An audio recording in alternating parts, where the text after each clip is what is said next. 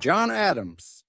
Learn English through historical stories about U.S. presidents. Improve English. The story consists of 3 parts. Part 1, The Revolutionary Voice. Part 2, Trials of the Presidency. Part 3, Legacy Beyond the Presidency. Part 1, The Revolutionary Voice. Chapter 1, A Loud Patriot Born in a Quiet Town. Born on October 30th, 1735 in Braintree, Massachusetts, now Quincy, John Adams came into the world in a modest farmhouse. His father was a farmer and church deacon, and his mother came from a long line of colonial leaders. Early on, Adams felt torn between a life of modest peace and a rising fire to shape the world around him. He graduated from Harvard College in 1755, initially uncertain whether to become a minister, a scholar, or a lawyer. Eventually, he chose law, a profession that allowed him to pursue justice with words, logic, and fierce independence. His writing style was sharp, his voice even sharper. Adams didn't just want liberty, he demanded it. His speeches and essays burnt with passion and stirred hearts. Chapter 2, The Lawyer Who Defended Redcoats in 1770. British soldiers opened fire on colonists in what became known as the Boston Massacre. Tensions in the colonies were boiling.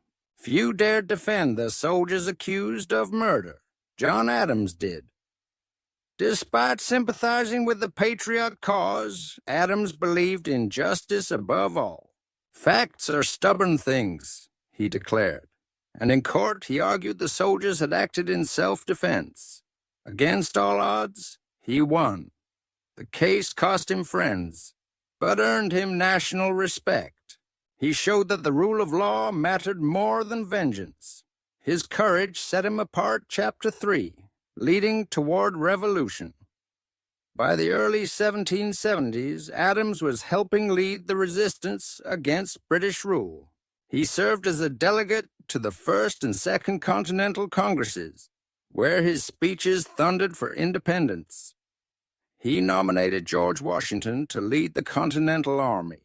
He pushed for creating a navy. And in July 1776, he was on the committee that drafted the Declaration of Independence. Though Thomas Jefferson wrote most of it, Adams was its fiercest defender and advocate. "You will never know how much it cost my generation to preserve your freedom," Adams once wrote. "I hope you will make good use of it." Chapter 4, Diplomat and Founding Father. After independence was declared, Adams crossed the Atlantic to secure support for the new nation. He served as a diplomat in France, the Netherlands, and eventually Great Britain itself. He helped negotiate the Treaty of Paris in 1783, ending the Revolutionary War. Later, as the first American ambassador to Britain, he faced lingering tensions with the former enemies, but held firm to American dignity. In 1789, George Washington became the first president. Adams, highly respected and politically experienced, became America's first vice president. The role was ill-defined and often frustrating. Adams called it the most insignificant office that ever the invention of man contrived. Yet, he remained loyal. He presided over the Senate with diligence and prepared himself for what came next. Chapter 5, The Second President. In 1796, John Adams ran for president and won. He became the second president of the United States, defeating Thomas Jefferson in a bitter election. His presidency was fraught with challenges. France and Britain were at war, threatening American neutrality. At home, political factions deepened. Adams's Federalist allies wanted confrontation with France. Democratic Republicans like Jefferson wanted reconciliation. In 1798, after the XYZ affair, an incident in which French diplomats demanded bribes. Adams resisted calls for war and pursued peace instead. This decision may have cost him politically, but it preserved the fragile young republic. Chapter 6, Defeat and Reflection. In 1800, Adams lost re-election to Thomas Jefferson. The campaign was bitter and personal. Adams left Washington quietly, skipping Jefferson's inauguration. But his final act as president was powerful. He appointed John Marshall as Chief Justice of the Supreme Court. Marshall would shape constitutional law for decades, anchoring Adams' long-term impact. Adams returned to Quincy. There, he wrote letters, farmed his land, and reflected on the revolution he had helped ignite. He and Jefferson, once allies turned rivals, began exchanging letters in old age. Their correspondence, thoughtful, witty, and wise, endured for years. Chapter 7, Final Days and Lasting Words. On July 4th, 1826, the 50th anniversary of the Declaration of Independence, John Adams passed away. His last words were reportedly, "Thomas Jefferson survives." Unbeknownst to him, Jefferson had died just hours earlier the same day. It was a poetic departure, two founding giants, reunited in history. If you found this video meaningful, please support the channel by giving it a like, subscribing, sharing with your friends. And don't forget to leave a comment below. Every little action from you is a big motivation for me to keep creating more valuable and heartfelt videos. Thank you very much. Adams lived to see his son, John Quincy Adams, become the 6th president. He was proud, but also humble, knowing the republic was greater than any one man. He once said, "Liberty once lost is lost forever." He spent his life making sure it never was. Part 2. Trials of the Presidency. Story format presentation. It was 1797. The ink on the Constitution had barely dried, and America stood uncertain on the world stage. When John Adams stepped into the shoes of George Washington as the 2nd President of the United States, few understood how fierce the coming storms would be. Adams was no general. He had no battlefield glory to lean on, no towering charisma. But what he had was fierce conviction, iron logic, deep patriotism, and a willingness to endure personal cost for the public good. He wasn't seeking applause. He was bracing for battle. Chapter 1. A Nation in Turbulence. The new president inherited a young republic still finding its footing. America was torn between loyalties. Some admired Britain's stability. Others, like Adams' opponents, were enchanted by France's revolution. But that revolution had turned bloody. France, now under the grip of its own radicals, began seizing American ships. Adams tried diplomacy. He sent envoys. France insulted them, demanding bribes to even negotiate. The news exploded across American newspapers. The people were enraged. Thus came the XYZ affair. Adams published the dispatches, replacing the French agents' names with the letters X, Y, and Z. The people screamed for war, but Adams held the line. He refused to drag the country into a bloody European conflict. Instead, he built up the Navy, prepared for the worst, and still sought peace. Eventually, it came. Chapter 2. Standing alone. That choice cost him dearly. Federalists, the party he led, wanted war. His own cabinet, secretly loyal to Alexander Hamilton, undermined him. Adams stood alone, vilified by his enemies, doubted by his friends. In private, he burned with frustration. In public, he stayed composed. He once said, "Always stand on principle, even if you stand alone." And so he did. Chapter 3.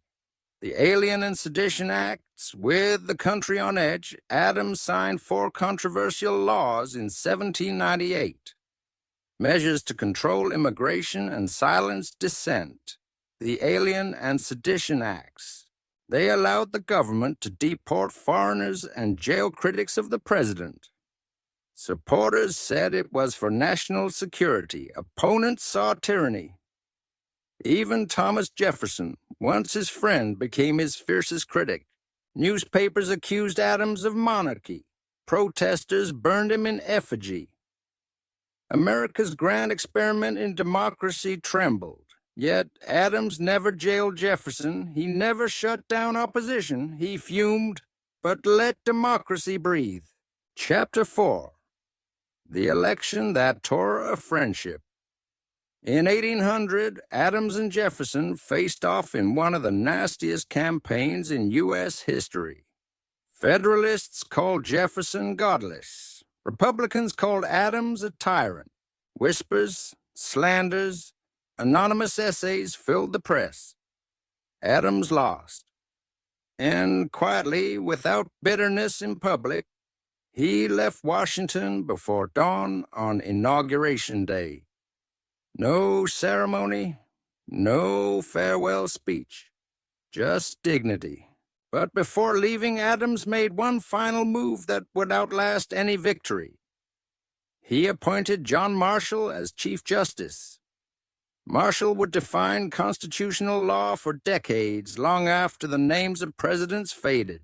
Chapter 5, Peaceful Retirement, Quiet Wisdom.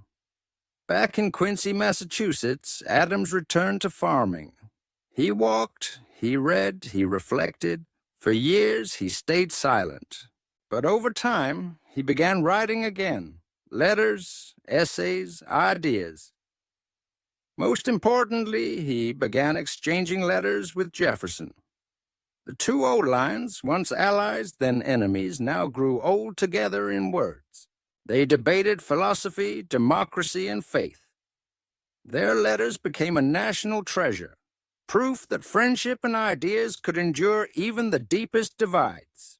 On July 4th, 1826, 50 years after independence, John Adams passed away. His final words were, "Thomas Jefferson still survives." He didn't know Jefferson had died just hours earlier. Chapter 6. The President Who Chose Principle. Adams was never the most beloved. He lacked charm. He made enemies, but he made the right calls when they mattered most. He preserved peace.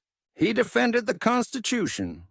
He handed over power peacefully, establishing the precedent of democracy itself. His life, like his presidency, was not about popularity. It was about principle. His stubbornness, his silence, his strength. These became the backbone of a presidency forged in fire. He once wrote, "Liberty cannot be preserved without a general knowledge among the people." So he educated them. He challenged them. And then he trusted them. Part 3. Legacy Beyond the Presidency. Chapter 1. A Quiet Giant in Retirement. After losing the bitter election of 1800, John Adams returned to his home in Quincy, Massachusetts. The fields, the books, and the long New England winters welcomed him back. Not as a warrior defeated, but as a statesman withdrawn. He did not sulk, he did not scheme. Instead, he watched as the republic he helped forge took its next steps. In those years of retreat, Adams took up the pen more than the podium. He wrote letters by candlelight, keeping up a lively correspondence with philosophers, friends, and most surprisingly, his old rival, Thomas Jefferson. What had once been bitter discord turned into one of the greatest intellectual friendships in American history. He spent his mornings walking the meadows of Peacefield, his modest estate. In the evenings, he scribbled thoughts in journals or replied to letters from statesmen and schoolboys alike. To Adams, no question about liberty or government was too small to deserve an answer. Chapter 2. Letters Across Time. The Adams-Jefferson letters were more than polite exchanges. They were windows into the soul of a young democracy. The two elder statesmen reflected on revolution, liberty, human nature, and faith. Adams, always the realist, warned against unchecked idealism. Jefferson, the dreamer, spoke of endless progress. Yet in their words, mutual respect blossomed. Ideas mattered more than grudges. They debated monarchy, democracy, and the future of civilization. Adams often pressed Jefferson with hard questions. What good is freedom without virtue? Can a republic survive if its people become selfish? Jefferson, with calm elegance, offered optimism where Adams offered caution. These letters would become foundational documents, studied by historians, quoted by presidents, cherished by Americans. Through ink and parchment, Adams remained a teacher. Chapter 3. Shaping the American Mind. In retirement, Adams worried deeply about the future of the country. He feared that ignorance, partisanship, and the lust for power would one day undo the fragile union he helped build. So, he became a moral guardian from afar. He supported education, warning, "Liberty cannot be preserved without general knowledge among the people." He encouraged the founding of schools. He read every proposed change to the Constitution. He saw early signs of political tribalism and sounded the alarm. Though out of office, Adams's intellect never retired. He wrote essays for newspapers under pseudonyms. Urging Americans to remember the Revolution wasn't just won with muskets, but with moral courage and civic responsibility. Chapter 4. The Rise of a Son. In 1825, nearly a quarter century after Adams left the presidency, his son, John Quincy Adams, stood at the inaugural podium as the 6th President of the United States. For John Adams, this moment was not pride for personal glory, but validation of Republican ideals. Power could be passed peacefully, merit could prevail, and a nation could grow wiser with each generation. He wrote few words about his son's achievement, but in his silence was deep satisfaction. In private, he told a friend, "May he be wiser than his father, stronger than his critics, and more patient than his enemies." Chapter 5. The Day Liberty Wept. On July 4th, 1826, bells rang across the nation to celebrate 5 years of independence. In Quincy, John Adams lay on his deathbed, his breath slowed, his body weak, but his mind still bright. He asked to be propped up to face the light. As the nation celebrated, Adams whispered his final words. Thomas Jefferson still survives. He did not know that Jefferson had died just hours earlier. Two founders, two presidents, two signers of the Declaration of Independence, departing this world on the same sacred day, the Jubilee of American freedom. It was a moment that history itself seemed to script. It was as if Providence had waited for both to go together. Chapter 6. A Republic Remembered. Today, Adams is often overshadowed by the dramatic flair of Jefferson or the mythic aura of Washington.